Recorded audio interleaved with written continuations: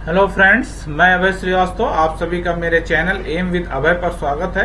आज बहुत important news लेके आया हूं जो कि इंडियन पॉलिटी से रिलेटेड क्वेश्चन है। और मैं आपको बताता चलूं कि रोहिणी कमीशन की रिपोर्ट पे कुछ न्यूज है। दैनिक जागरण के परसों फ्रंट न्यूज़पेपर में था। कल ही मुझे ये वीडियो बनानी थी, लेकिन due to some reason, personal reason, I could not make, but today I am going to present my report. आज की रिपोर्ट में यह है कि 3 से 4 श्रेणियों में बढ़ सकता है ओबीसी आरक्षण। रोहिणी आयोग अगले 1-2 दिनों में सरकार को सौंपेगा रिपोर्ट। आपको बताता चलूं कि आरक्षण के बाद भी इसके लाभ से वंचित अन्य पिछड़ा वर्ग की करीब 1,500 जातियों को अपने हक से जुड़े लाभ के लिए और ज्यादा इंतजार नहीं करना होगा। करीब 6 साल की लंबी जद्दोजहद के बाद जस्टिस रोहिणी आयोग ने ओबीसी आरक्षण के वर्गीकरण को लेकर अपना काम पूरा कर लिया है। इस रिपोर्ट को पूरी तरह से गोपनीय रखा गया है। ठीक है, मैं आपको बताता चलूं कि राष्ट्रपति ये रोहिणी आयोग का गठन अक्टूबर 2017 में संविधान के अनुच्छेद 340, देखिए आर्टिकल 340 कहता है कि राष्ट्रपति सामाजिक और शैक्षिक रूप से जो पिछड़े वर्ग हैं उनके लिए आयोग गठित कर सकता है। ठीक है, तो भारतीय संविधान के अनुच्छेद 340 के अनुसार भारत का राष्ट्रपति सामाजिक और शैक्षणिक दृष्टि से पिछड़े वर्गों की दशाओं की जांच करने तथा उनकी दशा में सुधार करने से संबंधित सिफारिश प्रदान के लिए एक आदेश के माध्यम से आयोग का गठन किया था और उस गठन की रिपोर्ट आ चुकी है। देखिए, ओबीसी आरक्षण में क्या है कि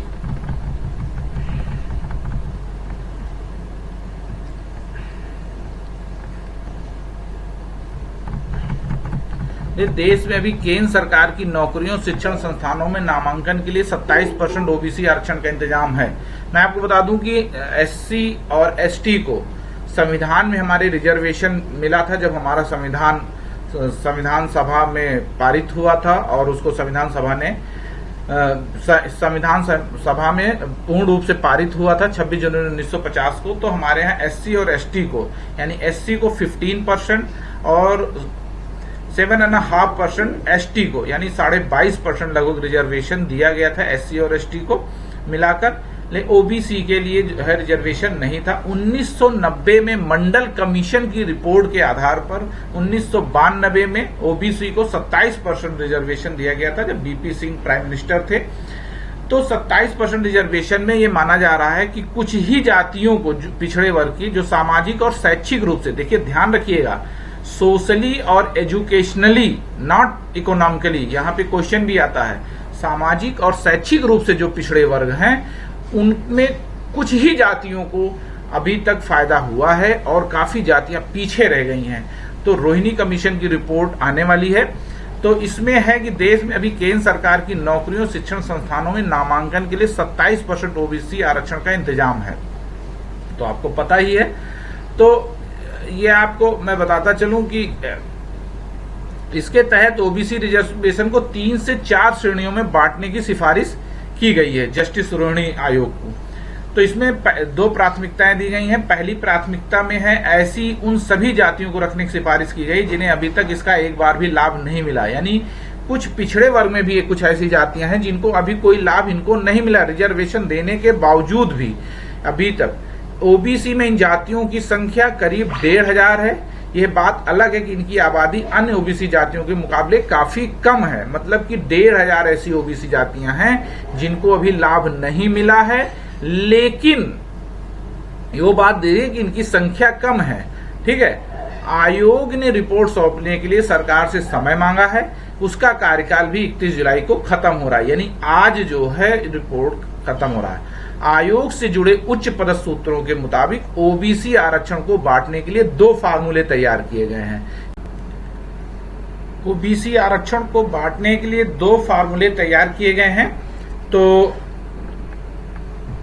पहला जो फार्मूला है, पहले फार्मूले में अन्य पिछड़ा वर्ग आरक्षण को 3 श्रेणियों में बांटने की सिफारिश है, यानी जो 27%, 27% जो रिजर्वेशन ओबीसी को मिला है उसमें 3 श्रेणियां बांटने के तैयार है। इसमें पहली श्रेणी में ओबीसी की ऐसी 1500 जातियों को शामिल करने का प्रस्ताव जिन्हें आरक्षण का अब तक कोई लाभ नहीं मिला, यानी इनका जो प्रपोजल है वो भी 27% को भी 3 लेयर में बांट देंगे।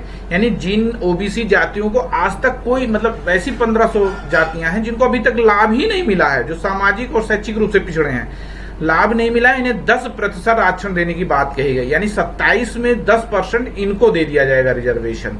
ठीक है। अब बच्चे 17 दूसरी श्रेणी में ऐसी जातियों को रखा गया जिन्हें 1 या 2 बार इसका लाभ मिला है। इनकी संख्या लगभग 1000 बताई गई। यानी कुछ ऐसी ओबीसी सामाजिक और शैक्षिक रूप से पिछड़ी जातियां हैं जिनको अभी 1 या 2 बार लाभ मिला है, ऐसी ये 1000 जातियां हैं और इनको भी 10% आरक्षण प्रस्तावित किया गया इस बंटवारे में। यानी 27 में 10% जिनको अभी तक कोई लाभ नहीं मिला, 10% जिनको 1 या 2 बार लाभ मिला है, ऐसी जातियां, जबकि बचे 7% आरक्षण में उन जातियों को रखा गया जिन्होंने अब तक ओबीसी आरक्षण का सबसे अधिक लाभ लिया। यानी 7% जो बचा, 20% निकाल के 7% यानी वो सबसे अधिक लाभ पाई हैं।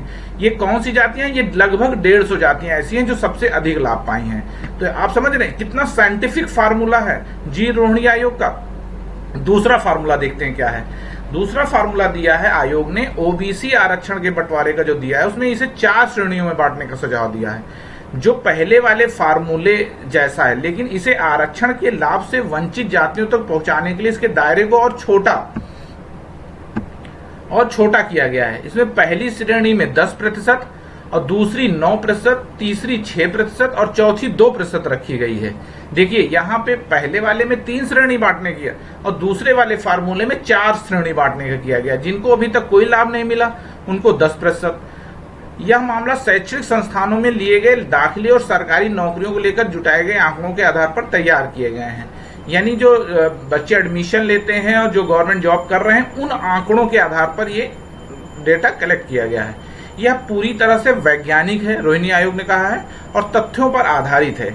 इसे कैसे और कब अमल में लाना है, यह फैसला सरकार को करना। देखिए आपकी कोई भी रिपोर्ट जब आयोग गठित की जाती है, वैसे भी मैं बता दूं कि ओबीसी के लिए जो सामाजिक और शैक्षिक रूप से पिछड़े हैं, वो राष्ट्रपति अनुच्छेद 340 के तहत एक आयोग गठित कर सकता है। उस अनुच्छेद 340 यानी आर्टिकल 340 के तहत एक कमीशन गठन किया गया है प्रेसिडेंट द्वारा।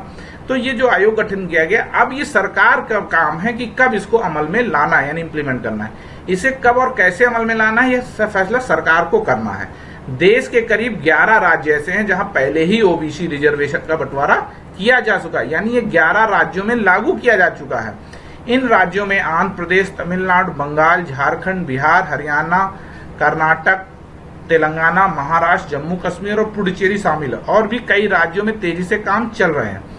तो ये जी रोहिणी रिपोर्ट, जो कि 31 जुलाई को उनका आयोग का कार्यकाल खत्म हो रहा है, इन्होंने 2 तरह के फार्मूले बनाए हैं। पहले फार्मूले में 3 श्रेणियां बांटी हैं, दूसरे में 4 श्रेणियां बांटी गई हैं, और इन्होंने इसको बहुत साइंटिफिक बताया है और तथ्यों पर बताया है।